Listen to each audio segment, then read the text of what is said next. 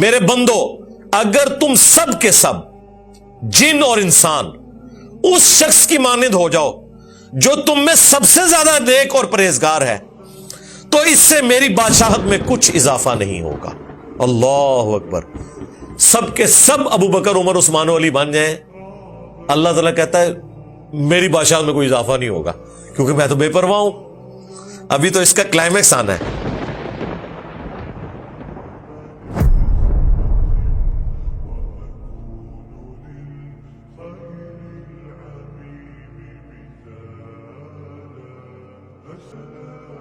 یہ میری فیورٹ حدیث قدسی جو ہیں ان میں سے ایک ہے.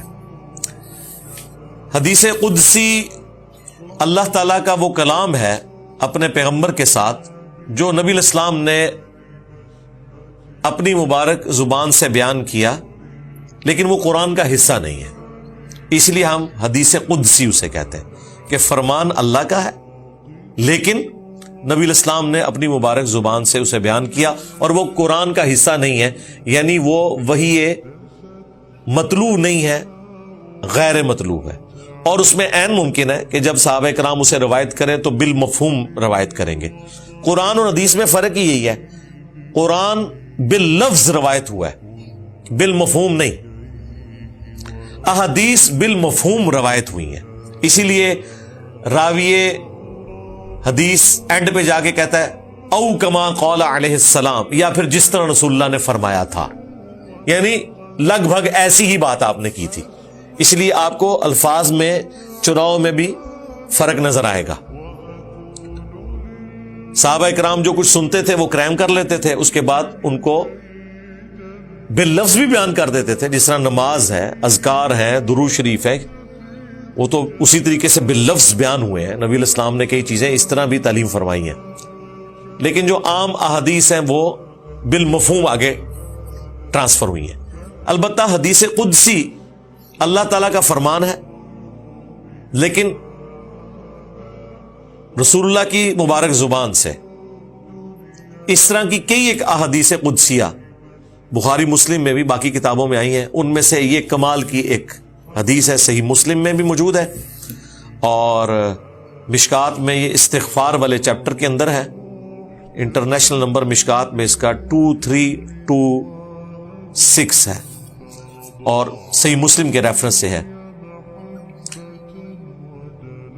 ابو ذر غفاری رضی اللہ تعالیٰ عنہ بیان کرتے ہیں کہ رسول اللہ صلی اللہ علیہ وآلہ وسلم نے اس حدیث میں جو وہ اللہ سے روایت کرتے ہیں, دیکھیں جی, یعنی روایت آ کے مرفوع ہوتی ہے نبی علیہ السلام تک یا موقوفاً روایت ہوتی ہے کسی صحابی تک. جب وہ نبی علیہ السلام سے سنے تو وہ ہم کہتے ہیں یہ حدیث مرفوع ہو گئی, لیکن نبی علیہ السلام بھی جب اللہ تعالیٰ سے اسے بیان کرتے ہیں تو وہ پھر حدیث قدسی بن جاتی ہے. تو ابو ذر غفاری دیکھیں بیان کرتے ہیں کہ رسول اللہ کی حدیث میں بیان کرنے لگا ہوں جو کہ اللہ تعالیٰ نے ان سے بیان کی ہے, یعنی اللہ تعالیٰ کا اپنا فرمان. اب یہ نبی علیہ السلام کا فرمان نہیں بلکہ اللہ کا فرمان ہے بزبان محمد رسول اللہ صلی اللہ علیہ وآلہ وسلم. وہ کہتے ہیں کہ نبی صلی اللہ علیہ وآلہ وسلم اللہ تعالیٰ سے روایت کرتے ہیں کہ اللہ تعالیٰ فرماتا ہے میرے بندو میں نے ظلم کرنا اپنے اوپر حرام قرار دے دیا ہے اور اسے تمہارے مابین بھی حرام قرار دیتا ہوں, تم باہم ظلم نہ کرو.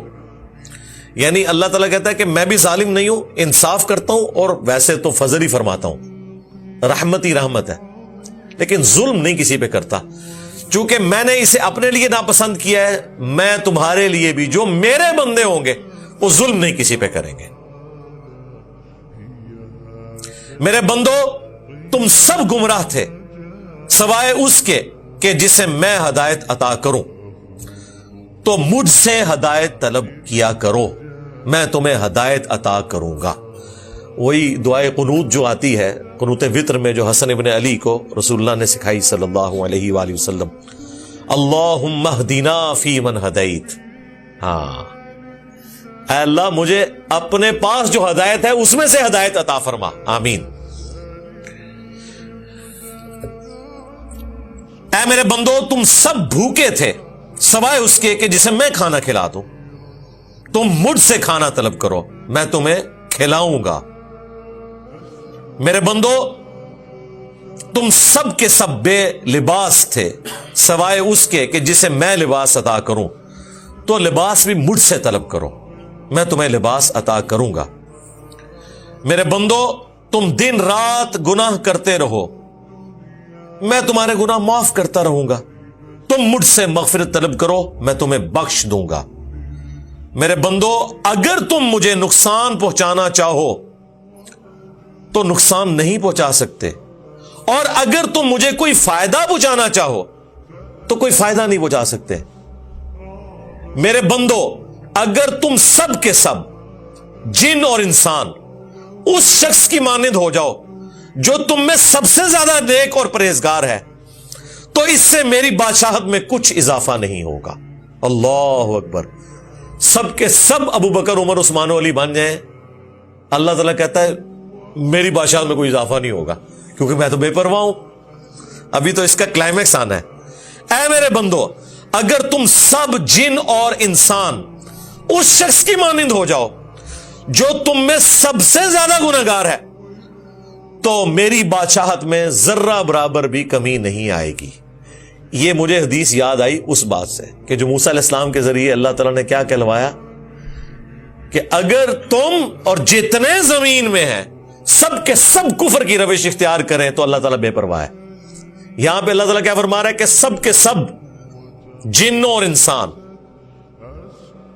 دونوں کو خطاب ہے. تم سب کے سب بدترین انسان جیسے ہو جاؤ تب بھی میرے مرتبے میں کوئی فرق نہیں ڈال سکتے, کوئی کمی نہیں آئے گی.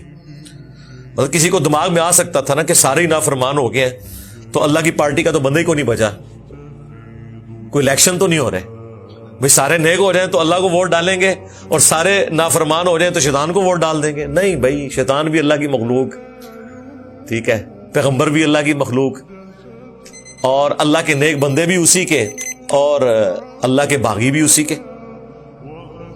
میرے بندو اگر تم سب کے سب جن اور انسان ایک میدان میں کھڑے ہو کر اکٹھے مجھ سے سوال کرو میں ہر ایک کی مراد پوری کروں گا تو بھی میرے خزانوں میں اتنی کمی بھی نہیں آئے گی جیسا کہ سمندر میں سوئی ڈالنے سے آتی ہے.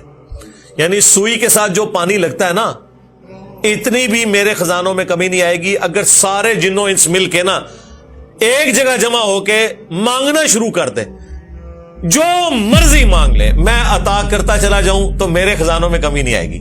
کوئی پوری کائنات بھی مانگ لے اللہ سے, اللہ تعالیٰ تو آنے واحد میں اربوں کائناتیں ایسی پیدا فرما سکتا ہے. یہ تو اللہ کی قدرت.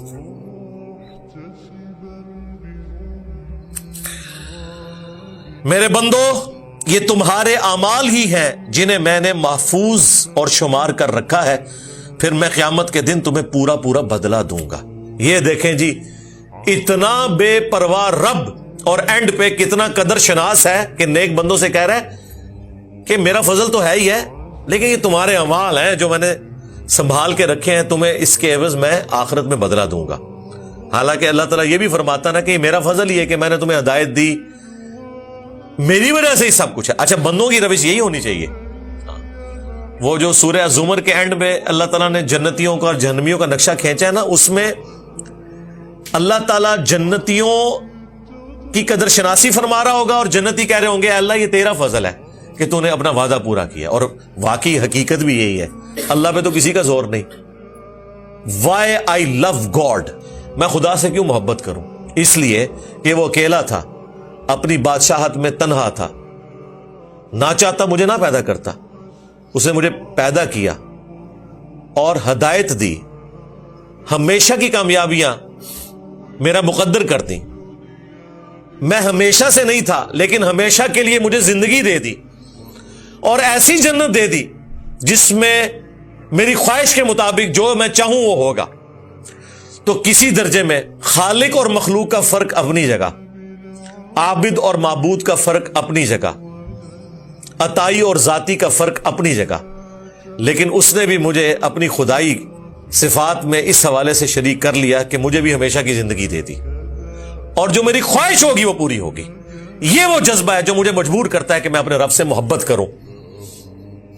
ورنہ اللہ تعالیٰ کے ساتھ انسان کا محبت کا جذبہ نہیں ہو سکتا.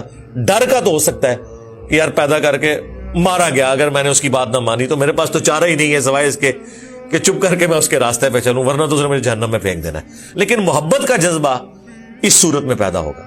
یہ تمہارے اعمال ہی تھے جنہیں میں نے محفوظ کر لیا, پھر میں قیامت کے دن تمہیں پورا پورا بدلہ دوں گا.